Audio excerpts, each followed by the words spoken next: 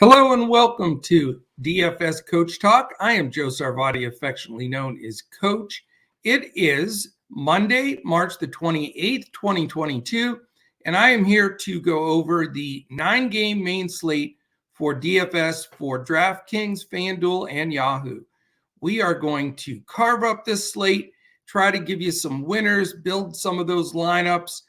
We'd love to have you join us, though, dfscoachtalk.com.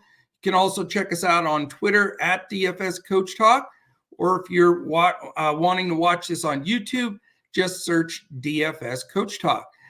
We provide lineups for our members 20 to 30 minutes before lock each day, full lineups for FanDuel and Yahoo, and a coach's clipboard for DraftKings. So come and join the fun. We also will give out prize picks, plays each day.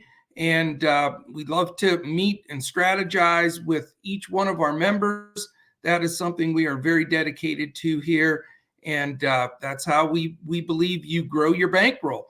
You got to know contest selection, bankroll management, and all of those pieces that go into being a consistent winner in DFS. All right, let's dive into this slate. No messing around today with 9 games.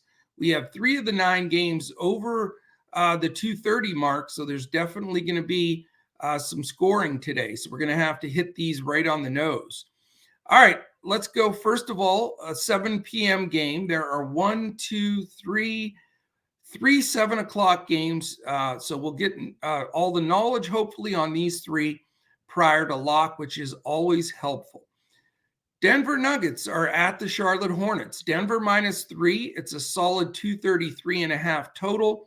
You've got 118.25 implied for Denver, 115.25 implied for Charlotte. So they both meet the criteria of over 115 implied, which has continued to just kill it for us as far as rostering DFS players from those games. It's a trend that we've been following here for the last couple of months that's really worked out well. In this game, we've got Denver coming in at 44-31 and Charlotte at 39-36. So both in the playoff hunt in their respective conferences. So they're playing ball. For Denver, we have questionable tags on Campazzo and Jermichael Green. Jeff Green is in. It's Jermichael Green that's questionable. Canchar, Murray, Najee, and Porter remain out. For the Hornets, just one, and that's Gordon Hayward. He remains out. So let's take a look at this, and how this matches up. Where can we focus here? A couple of spots we can look at right off the bat. The Joker, he's 12-2, maybe the best pay up on the slate right off the bat. First guy. Charlotte has really struggled against bigs. The point totals have been up there. And I know, I was on with Gunn on Saturday and I was fading the Joker. That didn't work out too well for me. So I ate crow there, but I don't think I'm going to fade the Joker twice in a row here. I like this matchup better for him than the last one. And I think he can really take advantage of Plumlee and an undersized Montrezl Harrell, who I think would really struggle with him, and he doesn't defend well. So the Joker in play here. If it stays close with Denver being a 3-point road favorite, it should. So definitely my favorite pay up. After that, Gordon versus Miles Bridges, that matchup, there's 2 of my favorite defenders. I'm not going to mess with those guys. I do think, Terry Rozier could be a solid play here. I think Barton will probably guard LaMelo Ball. And Rozier's 7'6". So you get $1,300 savings on him from Ball. So Rozier's the guy, number 1 on my list right now. I do like LaMelo Ball here as well. But really nobody else from Denver. I've been playing Bones Highland some, but he's still splitting time with Morris. And he's over 5K now. So definite exposure here. Probably Joker, a little Rozier, a little LaMelo Ball. Not, loading up or stacking, but definitely an important game, I think, on the slate. All right, game 2.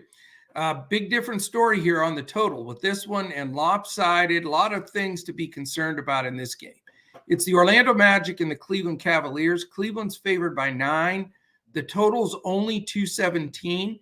It's a 104 implied for Orlando, 113 for the Cleveland Cavaliers. In this game, injury-wise, Suggs remains out for Orlando. So that rotation of all those guards will fill in a bunch of those spots. For Cleveland, it's also the same.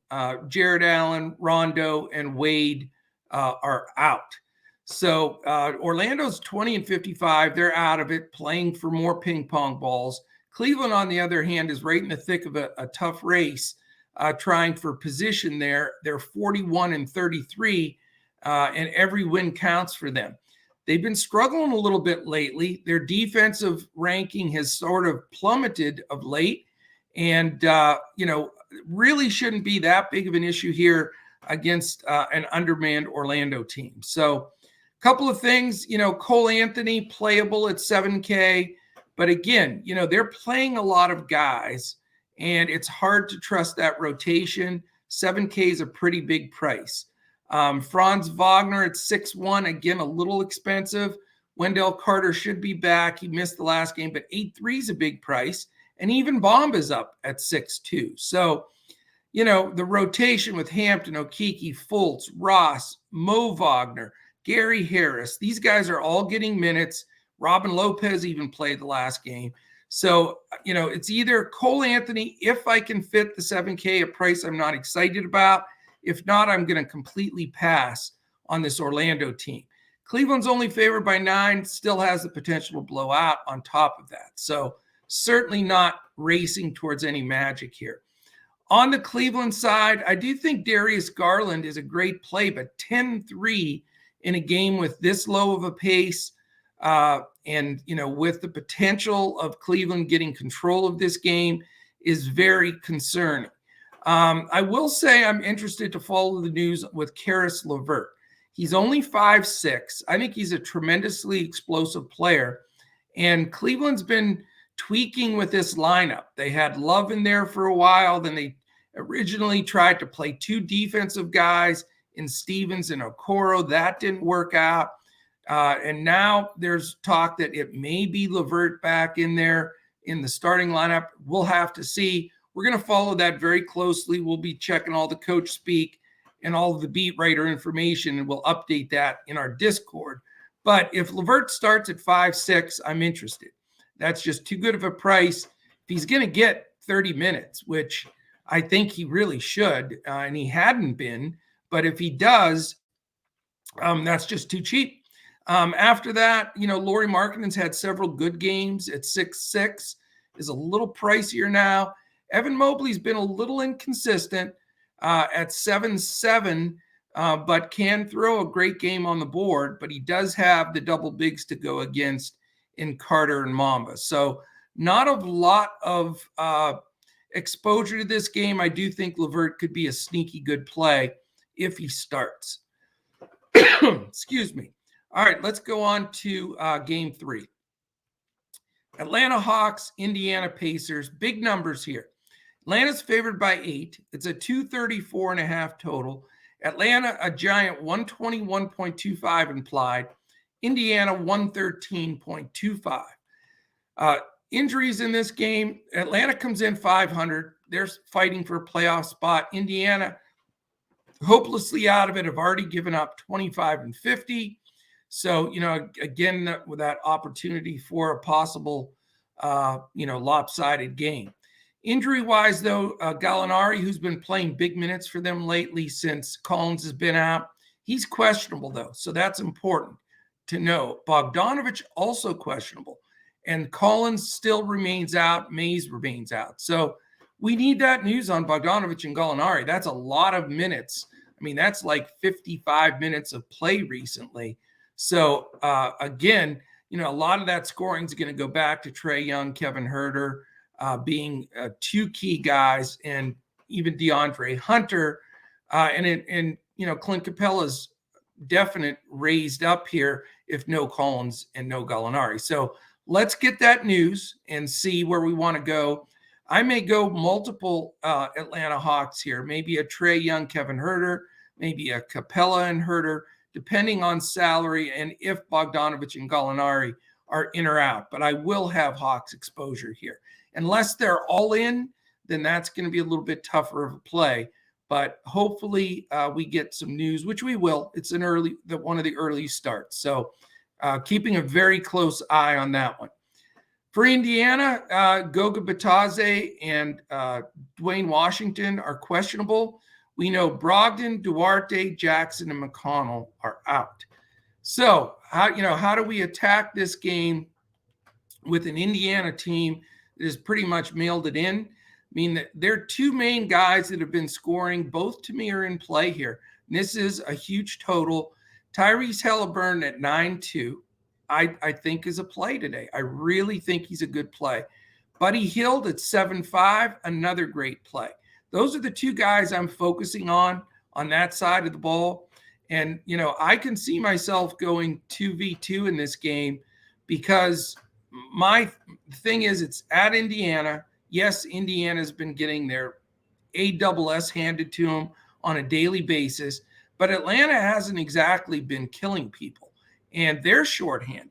So I think it stays close enough that there can be a lot of points. These two teams don't defend well whatsoever, and the paces should be good enough. So, Halliburton, Hield for sure, high on my list. Justin Anderson, 4.7 now. He's been getting to his number. And then O'Shea Brissett at 6K. He throws in some monster games at times. The key factor, though, to follow the news is Goga going to play or not? It changes things with Jalen Smith, one of my favorite guys. And then Terry Taylor would also be in play here if Goga sits. So all kinds of potential here. This will probably be my key game of the night. I think I won't be alone on this one.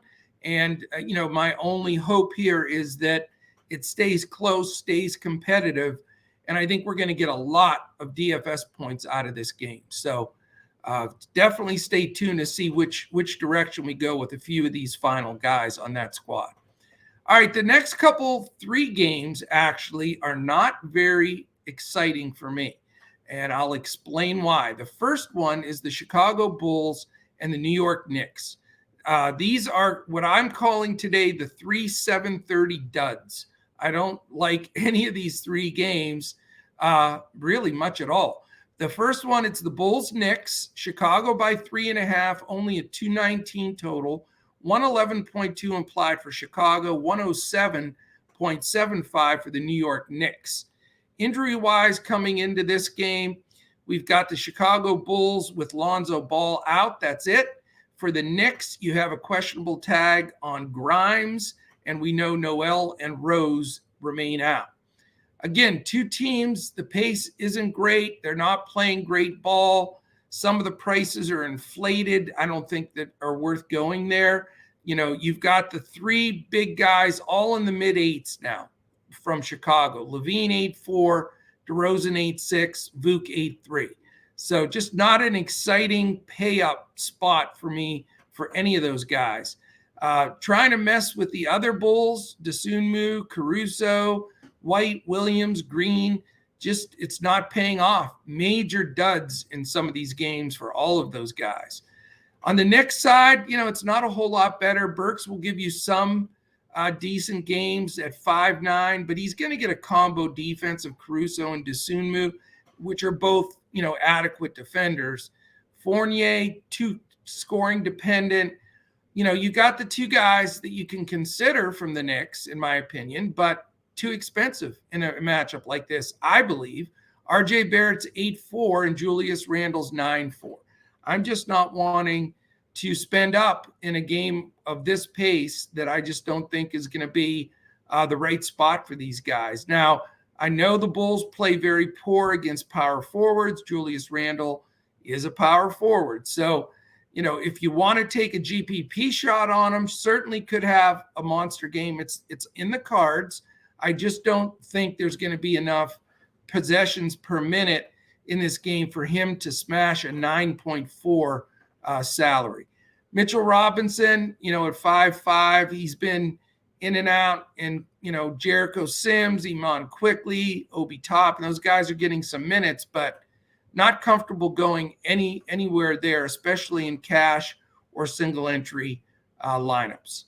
The other 7:30, the second of the three 7:30 games, Sacramento Heat. Exactly. It is the Sacramento Kings and the Miami Heat. Miami, a big 12.5-point favorite, 216.5 total, 102 implied for the Kings, 114.5 for the Miami Heat. In this game, as far as injuries go, Sacramento, no Davis, and then we know Fox and Sabonis probably out for the season. For Miami, question marks like every day, and I'm a big Spoelstra fan. I like the Heat, but I'm starting to get very agitated from a DFS standpoint of why they want to give us 5 or 6 or 7 guys that are questionable every day. Let's get our story straight here. Heat, Tucker, Hero, Martin, and Vincent, all questionable, all affecting the rotation. We do know as of now, Lowry, Butler, and Adebayo are in, so that I guess is something to know. But we have several concerns here. One, does the game blow out? Yes, the Heat have been in a slump. That just means they're angry. It's the old poke the bear, poke the beehive, whatever. Eventually here, Miami's going to step up and just hammer somebody. And it could be the undermanned Kings. There's no doubt about it. Sacramento, Davion Mitchell's been absolutely fantastic. He's all the way up to 7-4, which probably isn't high enough for the way he's been playing, but it's against the Miami Heat. So too much for me to go. I think people will still chase that, but I just think against the Heat, that's a tough number to meet.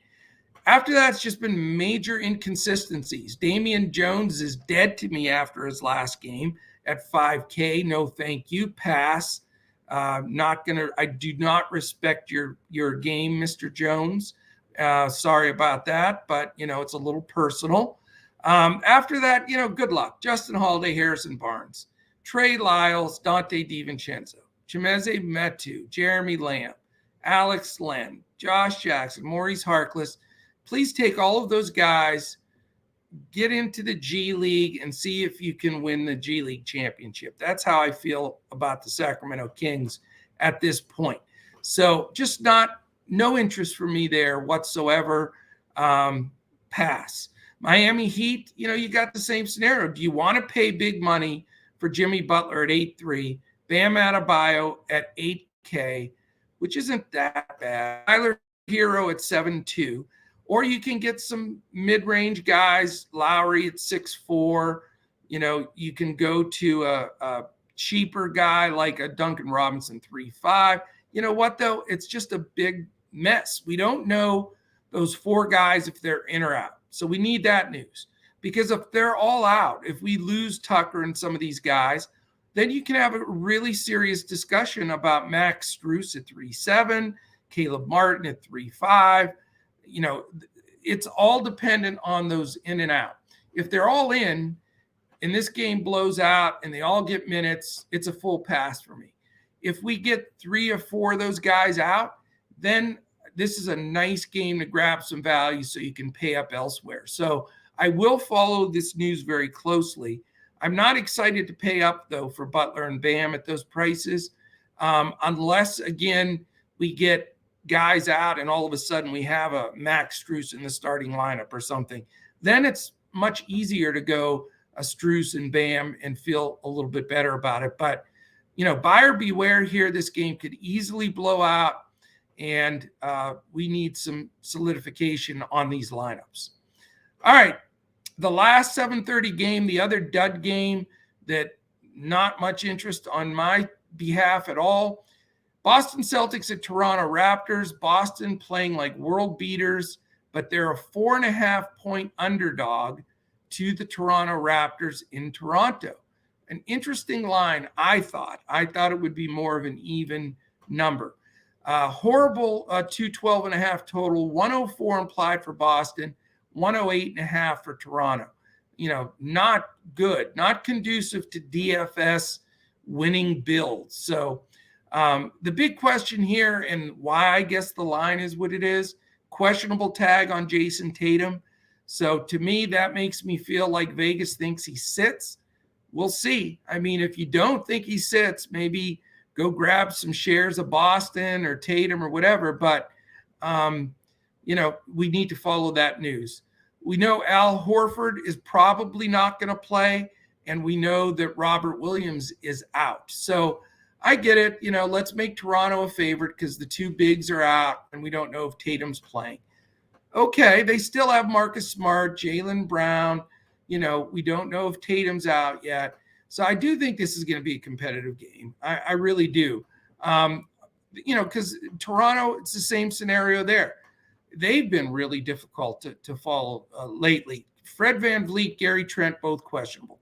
That's been the theme lately, but not like a LeBron where they're just listed as questionable and they play all the time. They both miss games. So it makes it super difficult to figure out and something we just have to follow. So let's see what happens there. If they both happen to be out, and it's a completely different discussion. But VanVleet and Trent questionable. Malachi Flynn is out. So, that they don't even have the backup for VanVleet if they need that point guard. So it's going to get a little bit dicey depending on, what that information comes out to be. So looking at this game and the total, very difficult to get to. If Tatum sits, Jaylen Brown, obviously a great play. I mean, we've said it for 2 years now. It's one of those scenarios that we always talk about. You got two dominant alphas on a team like Tatum and Brown. If one sits and you think the game's going to be fairly competitive, you just got to just lock up the other one. I mean, it's not rocket science here. That usage is going to get spread around some, but it's mostly going to go to the other best player. And, so if Tatum sits, Brown's going to be 100% plug and play for me. If Tatum plays, it's just a totally different story. Tatum 10-5, Brown 8-1. Then it becomes difficult in a low-scoring game, low total, much more difficult. Depending on some of the news, there are some value plays here. Marcus Smart at 6, Grant Williams at 4-4, Daniel Tice at 3-7. They may even dust off old Luke Cornett at 3K. Not that I'd play him. I think Tice would be, or Grant Williams would be the better spots to go there if you're looking for value at the bigs. And believe me, Williams and Tice will get a lot of play, especially if more value doesn't open up. On the Toronto side, everything has to do in or out VanVleet and Trent. So we need to know what happens there. VanVleet's 8-8. If he's in with no Trent, again, we had that debacle, unbelievable, where the speaker was on fire. We had VanVleet in our lineups. He started out great. And then because there was such a long delay, he didn't come back in. So that was enough to make you crazy. How do you get burned by something like that, man? How is that possible? But it happened. I like VanVleet if he's in. I know Marcus Smart D's good and all that, but with Trent out and if he's in, he's going to be the go-to guy. It's that simple. Yes, Siakam gets a lot of the big shots, but VanVleet is as well. So not sold on it because I don't love this game at all, but let's see what the news is there. Everybody else is priced up. Scotty Barnes all the way to 8K, Siakam at 9.3. And then you're getting that whole, I think Birch may have just been ruled out, but Birch, Boucher, Achua, even a little Thad Young.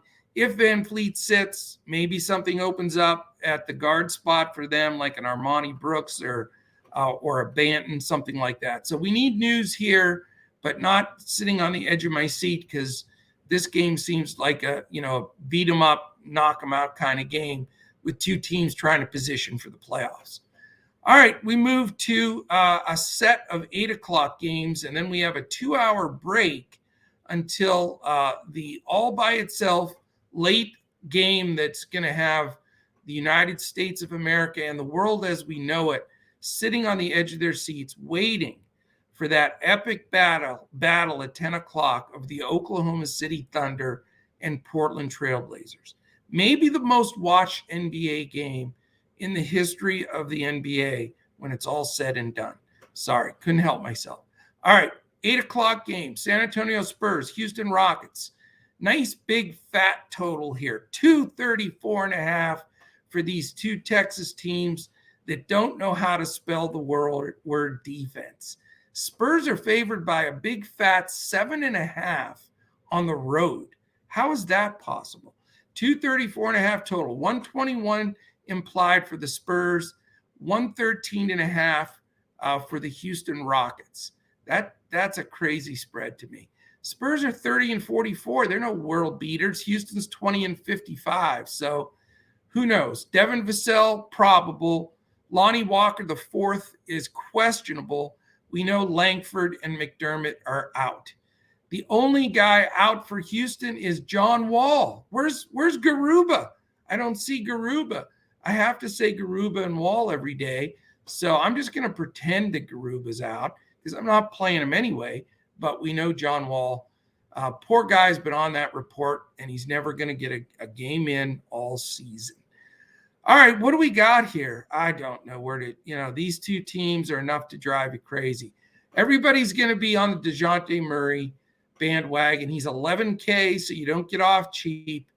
But against this porous Rocket defense, I mean, he's got to be one of your pay-up options. There's no question about it. He's got to be either top 2, top 3 at the most pay-up.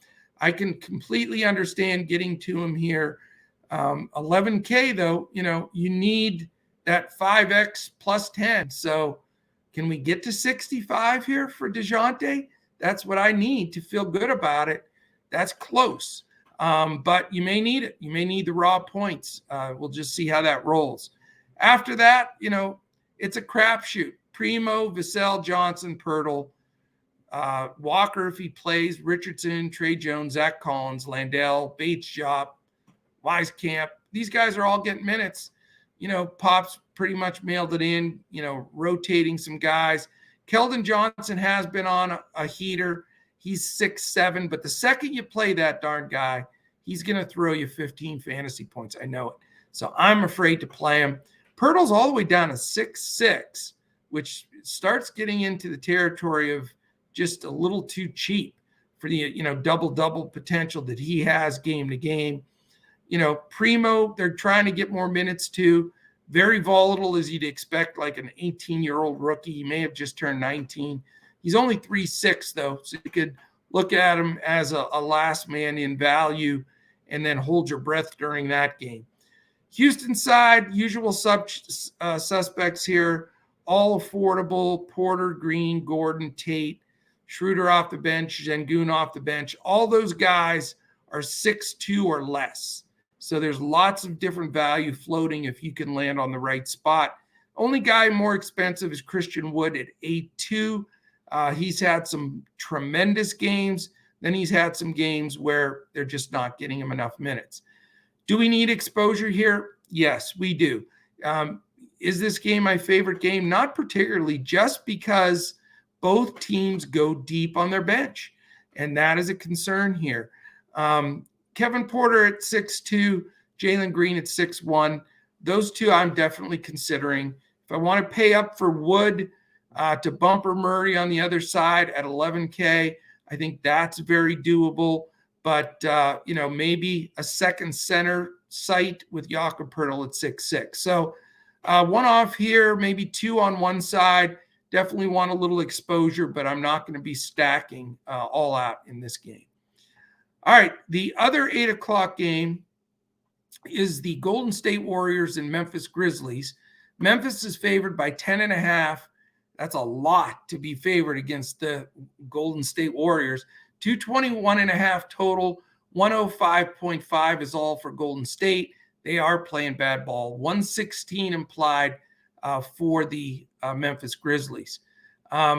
This game here, we've got Grizzlies. Iguodala is actually probable. So they may get Iggy back. He's been out for quite some time. So I would definitely going to be on a minutes restriction. So I will not touch him. Guys that are doubtful, okay? Green, Porter, and Klay Thompson. hence the big favoritism here for the Grizzlies.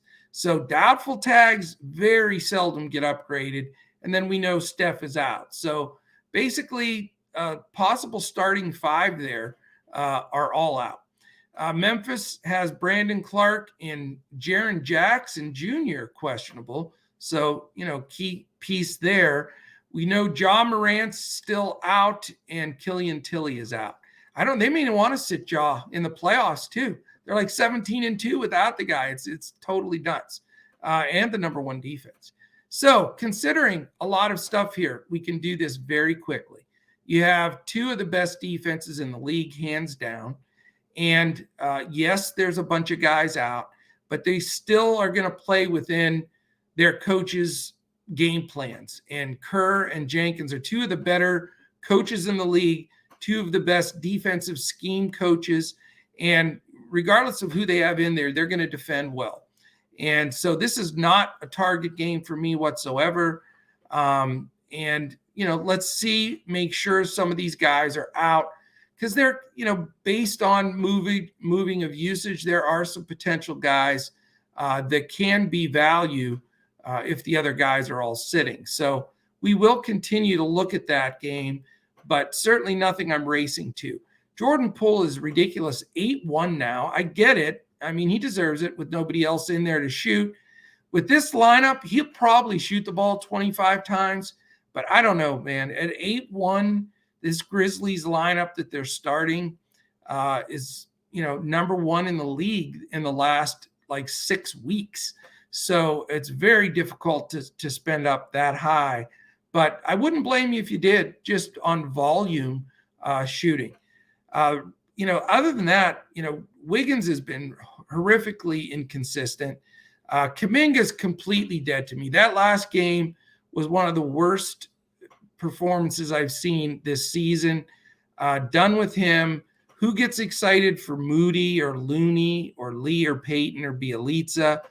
Iggy a little minutes. It is disgusting. So no thank you, Golden State Warriors. Good luck. We'll see you tomorrow.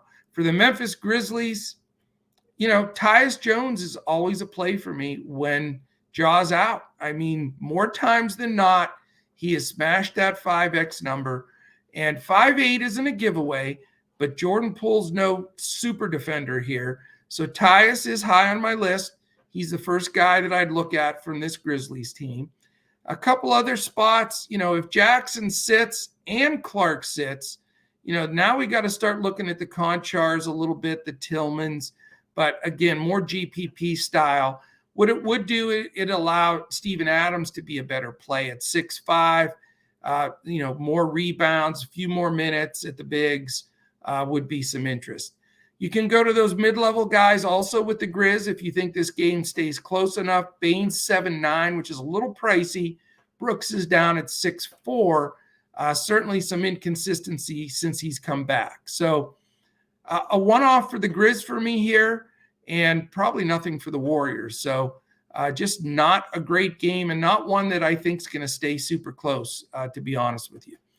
All right, before we get to this last featured game that everybody can't wait to watch at 10 o'clock, a couple of things. I want to thank our presenting sponsor of this show.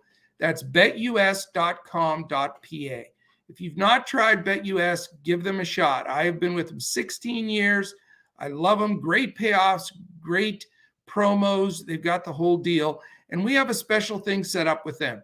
If you go to betus.com.pa for the first time, open an account there, deposit a minimum of $149, which they'll give you some great promos on top of that. You get 2 free full months of DFS Coach Talk. As soon as you sign up at BetUS, shoot us, DM us, tweet us at DFS Coach Talk. Let us know that you've signed up. We'll confirm it, and you get those 2 free months. That means you're getting all of the NBA basketball playoffs, all of our MLB that's going on, all of our PGA with the Masters and everything. So if you're looking to bet on the Final Four, you're looking to bet on baseball as it gets started, give BetUS a try. You'll love it. BetUS.com.pa. Here's the key, though. You have to use the promo code CoachTalk. All one word, no space. If you use that promo code, you let them know when you sign up at BetUS, you get 2 free months here at Coach Talk. So give them a try. All right, last game. Oklahoma City Thunder, Portland Trailblazers, 10 o'clock. It is Oklahoma City by 1.5. So a road favorite for the Thunder. 222.5 total, 112 implied for the Thunder, 110.5 for Portland. So where do we go with this game? You know, two obviously ping pong seeking squads here. Oklahoma City 21-53, Portland 27-47. Amazing. All right, here's the list. You may want to get a sandwich and a cup of coffee. Darius Baisley, doubtful, out for the Thunder. Favors, some guy by the name of SGA, and then Kenrich Williams. For Portland, you've got a questionable tag on Greg Brown, and that actually matters. That's how sad it is. Here are the guys out: Bledsoe, Hart, Luzada, Nurkic, Simmons, Watford, and Winslow. So it is some slim pickings on these squads, but you know, who knows? Maybe somebody here can bring it home for you in the late game. That's the big question. Where do you go here? Do you have any ownership? There are some playable guys. The one that stands out the most to me for Oklahoma City is Trey Mann. He's 5'8", and that is a good price. He has been an offensive leader for them when SGA is out. So I would consider him. You're going to get a lot of Teo Maledon. He's only 4'5". Aaron Wiggins at 3'9" isn't a bad play. Poku, I think, is a good play at 5'9". So you got two lower mid-price guys or almost value guys in 5'8" Mann and 5'9" Poku. And then, you know, a couple other people to choose from here. Roby, Krejci, Waters, Olivier Sarr. You know, all those guys are going to get some minutes. But I would focus mainly on Mann and Poku with a slight look to Maledon or Wiggins. On the Portland side, you know, the Brandon Williams dilemma and Chris Dunn. So whoever can figure that one out and feel really good about it, let me know, because they have sort of taken turns playing, taking turns being good, taking turns being bad. So there's a lot of risk to me with Brandon Williams and Chris Dunn. So I'm probably going to avoid it just because of the potential of pulling my hair out for that last game, and I don't have hair. Keon Johnson, 3'9". CJLB was awful the last game at 4'6". He'll throw one game in once in a while. I guess Drew Eubanks is a viable candidate, but he's 7'1". Whoever would think the most expensive guy in this game, I'm not joking, is 7'1" Drew Eubanks. Here's a guy that was let go by the Spurs, signed a 10-day contract with Portland, and he's the most expensive guy in this game. This is so crazy.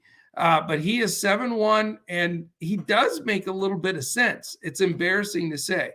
If you want to take a shot on a Ben McLemore 4K, go for it, but lots of risk involved. So, you know, for me, unless I get real strong coach speak or beat writer info that says, hey, Brandon Williams is playing 35 minutes, he's going to run the deal, or Chris Dunn is, I'm not going to gamble there. I'll look briefly at Eubanks. Definitely look, though, at some of that Thunder value with all of those guys out. And I'll have some exposure here. I'm not proud of it, but, you know, I think there's a few priced guys here that allow you to be a little bit more volatile with your lineup and have a little bit more potential for buy-ups. So that is it, my friends. 9 full games, wild, different type of games, high scoring, low scoring, you know, pace, no pace, defense, no defense. So it's going to be a fun night. I think we've got some great plays here. If you're watching right now, do me a favor on the way out, hit that thumbs up. That means so much to us.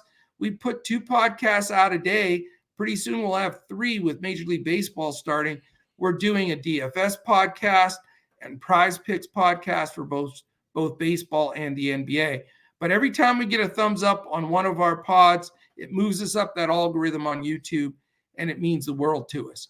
Hit that subscribe button while you're at it if you don't want to miss any of our pods, or at least know when they're ready. Hit that little alarm button up in the upper corner. That'll let you know when any of our podcasts post.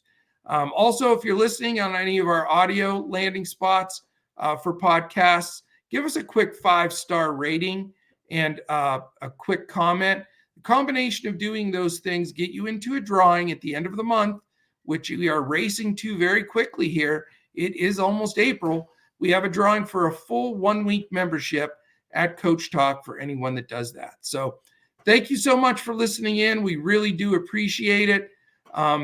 It's a really hot slate tonight. We have some great picks for prize picks as well. So catch that pod and definitely join us in Discord. Give us a try. Just go to dfscoachtalk.com. Go to that website, their membership page, all kinds of options, even a 3-day for $10 where you can really dip your toes in the water, see how it works. We have a super Discord, all very positive, supportive, back each other up. We have a great time every day. So thank you to the members listening and to those that listen each day. Much appreciated. And we're certainly going to get after it today. We're going to try to take it all down. We are going for some takedowns. Takedown alert here at Coach Talk. So enjoy your Monday. Let's get the week started off correctly. We'll certainly be back again tomorrow as we look to crush it in NBA DFS.